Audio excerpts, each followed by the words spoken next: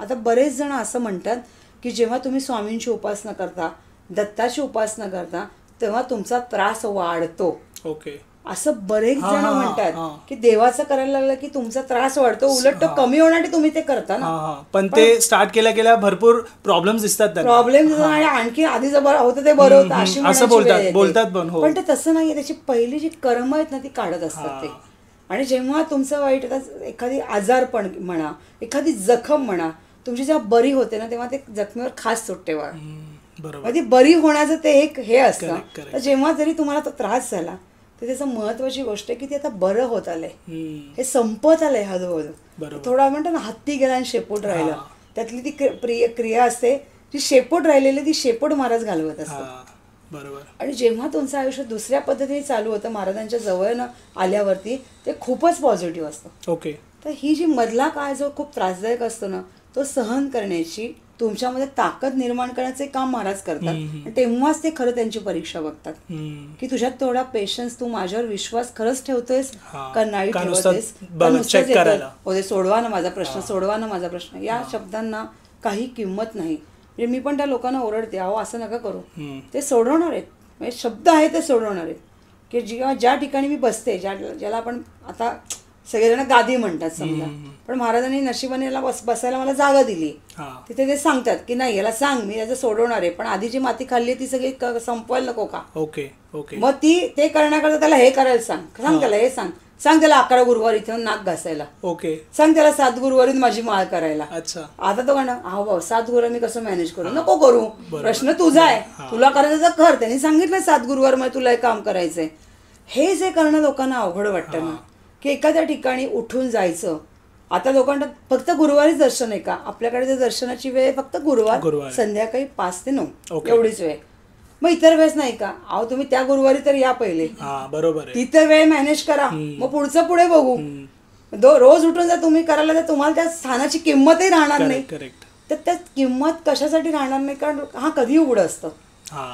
मग ती जी तळमळ आहे, ती जी भावनिकता आहे, ती त्या वेळेवरच डिपेंड आहे. ती वेळ घालवण्यासाठी या वेळेची गरज आहे. Correct correct. म्हणून ती वेळ महाराजांनी समाधी पटातून दिलेली की बाबा तुला 5 ते 9 या वेळात. आधी पूर्वी आम्ही 7 ते 9 ठेवलं होतं, पण एकंदरीत गर्दी बघा 7 ते 9 मध्ये काहीच घडणार नाही.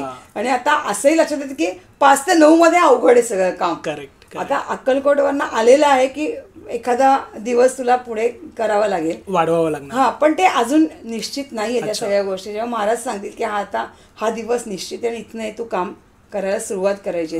पण आता गुरुवारचा हा दिवस आहे, पण महाराज एकदा शब्द त्यांनी दिला ना की दिला, ते करणार म्हणजे करणार. मधली जी परीक्षा आहे ती मात्र तुम्हाला पार करावीच लागेल, त्याच्याशिवाय ऑप्शन नाही. आणि हे सगळं त्यांनी माझ्याही आयुष्यात केलंय.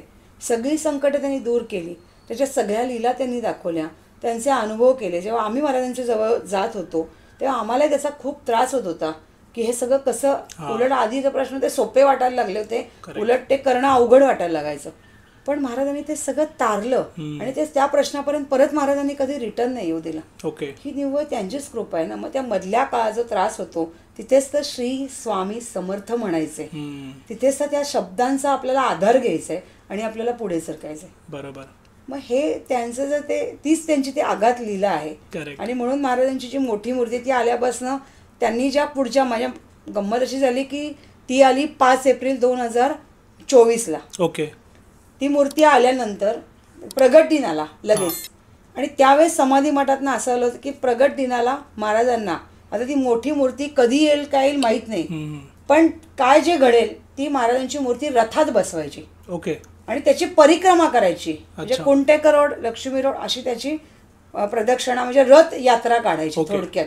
आता मूर्ती कुठली होती आणि काल रथयात्रा करते, त्या रथात बसणार तरी कोण आहे इथपर्यंत काही माहित नव्हतं. तरी आदेश तोच होता आणि नेहमी रथात बसवायचं त्यांना. आणि पालखी महाराजांची आहे, ती पालखी ज्या आपल्या पादुका आहेत घरच्या त्याची पण परिक्रमा, असं ते सगळं निश्चित होतं. पण ही मूर्ती आल्यानंतर ती परिक्रमा, म्हणजे त्यांनी जे नियोजित केलं होतं की रथ मला पाहिजे, मी रथात बसणार मला ते. आणि त्या दिवशी तेव्हा मी चौघडा केला होता. यावर्षी महाराजांनी मला ह्याचं सांगितलं होतं की बँड पाहिजे, मग बँड त्यांना केलं. हे सगळं तेच नियोजन करू शकतात, तेच त्या गोष्टी करू शकतात. आणि जेव्हा ते रथात बसले तेव्हा एक शान असते ना त्यांची की रथात बसलेत महाराज. मग महाराज तुम्हाला कशात बसवायचं. तर मागच्या वर्षी त्यांनी रथात बसले, तर या वर्षी त्यांनी सांगितलं की मला मयूर महल करा, ओके. म्हणजे मोराच्या पिसापासून सगळं मला नटवा. अच्छा. हे सगळं ते सांगत राहतात. आणि गंमत म्हणजे छोट्या छोट्या गोष्टीला पण पळवतात जाम. ओके. म्हणजे आम्ही म्हणतो ना महाराजांनी सांगावं आणि आम्ही पळत सुटावं, कारण ती गोष्ट अशी हातात आली असं कधीच होत नाही. मोराची पिसं 15 दिवस शोधतोय आम्ही की मोराची पिसं मिळायला तयार नाही. मुंबईपासून लोकांना पळवलं आम्ही, कुठं ते नाही. हो महाराज तुम्ही सांगताय मयूर महल, कारण एक ठिकाणी मोरपीस नाही. आणि मग महाराजांनी झाली तुमची परीक्षा घेऊन, आता बघा दुसऱ्या क्षणी मोरपीसवाला समोर उभा. ओके. किती मोरपीस हवे? 2000 घेऊन टाका. पण ही जो मधला काळ जो आमची तारांबळ उडली 15 दिवस, पण ही शिक्षा म्हणण्यापेक्षा ती परीक्षाच आहे. करेक्ट. आणि ती पार पाडावीच लागते. महाराज तुमची आत्मीयता बघत असतात त्याबद्दलची, की मी सांगतोय आणि खरंच माझं ऐकतायत का, तुमची तळमळ खरी आहे का. आणि अर्थात माझी तळमळ म्हणजे ती माझ्या जीवाच्या पलीकडे. आणि त्यावेळी त्यांनी ते धावपळ पण बघितली, केलं, सगळं करून घेतलं, छान हे झाला, मयूर महल झाला. मग ती महाराजांची रथयात्रा झाली, सगळं छान झालं. आणि पुण्यामध्ये मोदी गणपती आहे, तर मोदी गणपती परत गणपतीचं आणि स्वामींचं नातं, तर तिथे त्या पादुका जातात, त्याची आरती होते. कारण स्वामींचा प्रगट दिन हा गणपतीचा लग्न दिवस.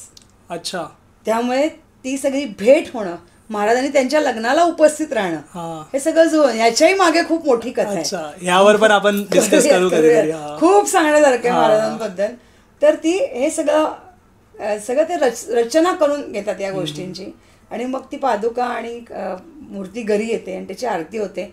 आणि मग आपल्याकडे महाप्रसाद असतो. ओके. आता फक्त तो प्रगट दिनाला महाप्रसाद असतो असं नाहीये, तर तो दर गुरुवारी आपल्याकडे महाप्रसाद असतो. अच्छा. आमटी, भात, भाजी, शिरा असा महाप्रसाद दर गुरुवारी असतो. आता दर गुरुवारी किती माणसं येतात याची काही कल्पना नसते, काउंट नसतो. 150-200 माहिती नाही, म्हणजे 1000-1500 माणसं दर महिना जेवून जातात. ओके. तर त्यामुळे तो प्रसाद सातत्याने इथे चालू आहे. आता हे सगळं रचना करणं, हे सगळं महाराजच करू शकतात. आणि म्हणून महाराजांनी जे प्रेमाने, म्हणजे महाराज म्हणतात की माझा भक्त आला ना त्याला जरा खायला दे, दमून आलाय अमकं कर, म्हणजे काळजी घेणारं कुठलं असं तर महाराजांचं घरच असू शकतं. बरोबर आहे. प्रश्नही घरातच सुटतात. लोक उगाच दारोदार हिंडतात, पण प्रश्न जर तुम्ही शांतपणे बसला ना तर घरातच सुटतात. त्याच छताखाली सुटतात ज्या छताखाली आधार घेतलाय. कारण माणूस किती गावभर फिरून आला तरी शेवटी आनंद कुठे मिळतो? स्वतःच्या घरामध्ये. तोंड बाबा दिवसभर कुठेही फिरू दे, मी संध्याकाळी एकदा घरी आलो ना की मला बरं वाटतं. करेक्ट. हेच ते घर आहे. म्हणजे तुम्ही गावभर हिंडा, सगळीकडे जा, तुम्हाला काय पत्रिका दाखवायच्या दाखवा, तुम्हाला कोणाला हात दाखवायचे ते दाखवा, तुम्हाला आणखीन काय विचारायचं विचारा, आणि शेवटचा टप्पा स्वामींचा, बरोबर, तिथे या. आणि मी काही नाही सांगते, स्वामींच्या घरी आलात तर माझं शेवटचं जे पवित्र स्थान आहे ते अक्कलकोट, तिथेही जा, तिथेही दर्शन घ्या महाराजांचं. तिथे काय तुम्हाला करणार का असेल, अभिषेक करायचा आहे, काय करायचं तिथेही तुम्ही करा. बरोबर, ते शेवटचं ठिकाण. पण हे सेंटर प्लेस आपलं पुणे. ओके. त्यामुळे प्रश्नच नाही, म्हणजे लोक येतात, बसतात, सगळे मार्ग त्यांचं निघतात. आणि आताही ती जी गर्दी वाढत चालली आहे, जे प्रश्न महाराज विचारतात, आणि महाराज जेव्हा तो दारातनं तो व्यक्ती येतो तेव्हा महाराजने असे आता डोळे निर्माण केलेले आहेत की त्याचे अख्खे स्कॅनर होतं, स्कॅन केली जाते त्याची बॉडी. ओके. की हा व्यक्ती खरंच आहे का, म्हणजे खऱ्यासाठी आलाय का, म्हणजे का आणखीन काही करायला तेथपर्यंत हे करतात. हा, म्हणजे काही जण बघायला येतात काय, हा असं झालं बाबा बघून निघाता. बरोबर. महाराज तुझा प्रश्न घेत नाही, कारण ते प्रश्न खरे असतात का खोटं, तर तो आल्या आल्या जेव्हा म्हणतो माझा प्रश्न आहे, याचा प्रश्न नाही घ्यायचा. ओके. इथपर्यंत सुरुवात होते. हे तुम्हाला कुठल्या ताकदीतनं येतं, तर महाराजांचा जो सहवास असतो, त्यांचं जे प्रेमाने आपली जी काळजी त्यांना वाटते ती यातनं सिद्ध होते. आणि मग ती काळजी आम्ही इतरांची पण घेतो की नाही नाही हे महाराजांचा भक्त आहे. म्हणजे एक असं गंमत म्हणून असं लक्षात येतं की प्रत्येकामध्ये एक बॉडीची रचना सेम आहे, रक्त आपलं सगळ्यांचं लाल आहे, या सगळ्या गोष्टी कॉमन आहेत. पण सगळ्यात महत्त्वाची गोष्ट आहे म्हणजे माणसाचं मन हे काय प्रकारचं आहे आणि त्याची बुद्धी कुठं चालते, हे लाईनीवर आणण्याचं काम महाराज करतात. आणि ते करण्याचं जे ठिकाण आहे ते महाराजांचं घर आहे. तिथे थोडं आता मी काही लोकांना ओरडते पण की नाही असं असं करायचं नाही, हे असं म्हणजे असंच करायचंय, आणि ते बिचारे करतात. मला नाही अरे आपण का सांगतोय त्यांना ना, आपण अगदी सर्वसामान्य आपण त्यांना का, ते ओरडलेले महाराज असतात ना, त्यांच्या हितासाठी असतात ते. मग त्यांना मी म्हणते ना, तुम्ही एवढं ओरडलं तरी तुम्ही परत आला, 2 फटके पण द्या चालतील मला, पण माझं चांगलं होणार आहे. मग 2 फटक्यांनी काय असेल फरक. मग मी त्यांना गमतीत म्हणते आईने मारल्याचं तर चाललं असतं का, मग तुम्ही लगेच अशी भांडायला गेला असत. पण आज आपला गुरु ते कान धरतोय, फटके देतोय, ते आपल्याच चांगल्यासाठी. आई वडिलांची नितांत, जसं आपल्या संस्कारात म्हणतात की आई वडील आणि गुरु हे जी स्थानं आहेत ती खूप महत्त्वाची आहेत. बरोबर. त्यातलं गुरुस्थान हे सगळ्यात महत्त्वाचं आहे.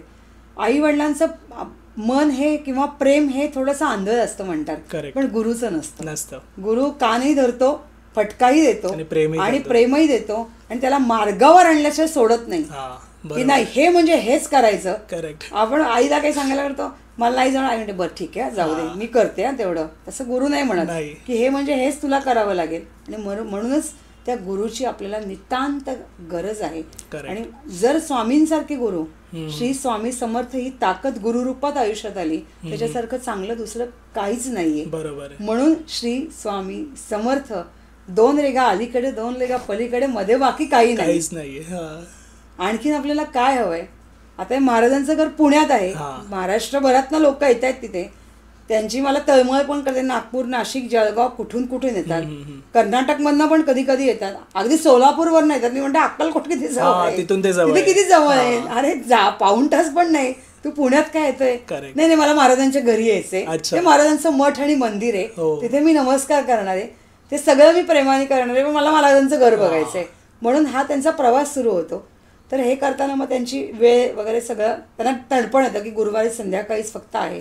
म्हटलं तुम्ही जेव्हा मनाने ठरवाल तेव्हा सगळी वेळ तुम्हाला महाराज अरेंज करून देतील, तुम्हाला त्याची काळजी करायची गरज नाही. आणि खूप ठिकाणून लोक आली, त्या वेळात आली, सगळ्या गोष्टी झाल्या, त्यांचे प्रश्न मार्गी लागले आणि ती कनेक्ट झाली महाराजांच्या घराशी.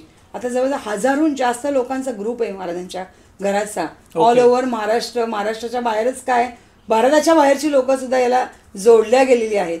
तर ती योगायोगाच्या गोष्टी. आणि काही आलं तर ते सगळे बघतात, USA, UK आहे, ऑस्ट्रेलिया आहे, सर्व ठिकाणून बघतात आणि त्यांना त्याचा आनंद असतो की अरे माझ्या महाराजांच्या घरी आज हे घडलं बरं का. तर ही एक ताकद आहे, हे आपलेपण आहे. त्या छतापर्यंत कदाचित ते येऊ नाही शकले, पण हे जुळल्याचे गेले, हे खूप महत्वाचं वाटतं मला. आणि म्हणून महाराजांचं त्यांना वाटतं ना, आम्ही कधी आलो ना पहिले महाराजांच्या घरी येणार.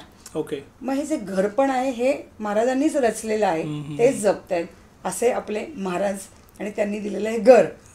आणि फक्त घराची वेळ फक्त सगळ्यांना सांभाळायची ती गुरुवारी संध्याकाळी 5 ते 9.